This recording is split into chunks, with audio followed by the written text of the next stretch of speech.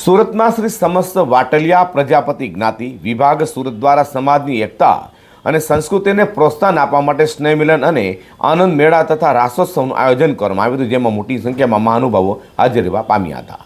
શ્રી સમસ્ત વાટલિયા પ્રજાપતિ જ્ઞાતિના વિભાગ સુરત દ્વારા સંસ્કૃતિને પ્રોત્સાહન આપવા સ્નેહ મિલન સાથે વિવિધ કાર્યક્રમો યોજાયા હતા, જેમાં 25 થી 30 હજાર લોકો એકઠા થઈને સમાજના કાર્યક્રમમાં હાજરી આપીને આનંદ મેળાનો લાભ લીધો હતો. આ કાર્યક્રમમાં શ્રી વાટલિયા પ્રજાપતિ સમાજના સુરત વિભાગના પ્રમુખ કલ્પેશભાઈ વરિયા, કમિટી સભ્યો તેમજ સમાજના અગ્રણી નંદલાલભાઈ પાંડવ, જીતુભાઈ કાકલોતર અને અન્ય આગેવાન તથા સમાજ ટ્રસ્ટીઓ વસરામભાઈ કલસરિયા, હરજીવન વરિયા, ગોરધનભાઈ સરવૈયા, જયંતિભાઈ અને સાથે સમાજના કોર્પોરેટરો તથા તમામ પરિવારના પ્રમુખો તેમજ સ્વયંસેવક અને કાર્યક્રમનું આયોજન સફળ બનાવ્યું હતું.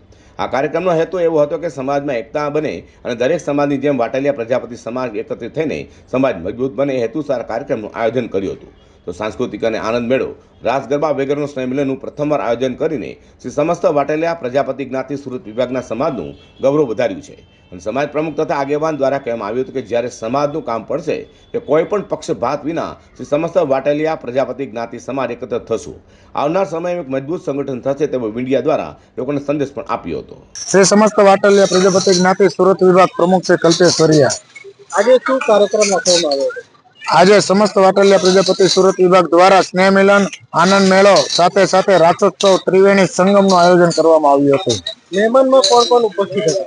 મહેમાનમાં સમાજના વર્ષ આગેવાનો, ટ્રસ્ટીઓ તેમજ આમંત્રિત મહેમાનો નંદલાલભાઈ કાળાભાઈ પાંડવ તેમજ ટ્રસ્ટીમાં વસ્ત્રામભાઈ કલસરિયા, હરજીવનભાઈ વરિયા, જયંતિભાઈ આંબલિયા, નાગજીભાઈ આંબલિયા તેમજ સમાજના હરેક આગેવાનો ઉપસ્થિત રહ્યા હતા.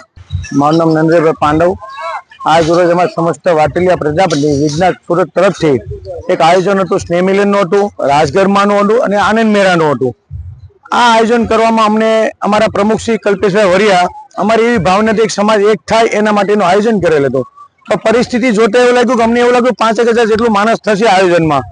અત્યારે આયોજન એટલું સરસ ગયું કે લગભગ કમસે કમ 20 થી 25,000 માણસોએ આનો લાભ લીધો છે. આમાં બીજો અમને સમાજને ફાયદો એ થયો કે આજે જે સ્નેહ મિલન છે તો વડીલો બધા મુલાકાત થઈ, બાળકો છે તો આનંદ મેળાનો તો બાળકોએ લાભ લીધો, બહેનો હતા ત્યારે ગરબાનો લાભ લીધો. ખરેખર દરેક જણા બહુ ખુશ થયા.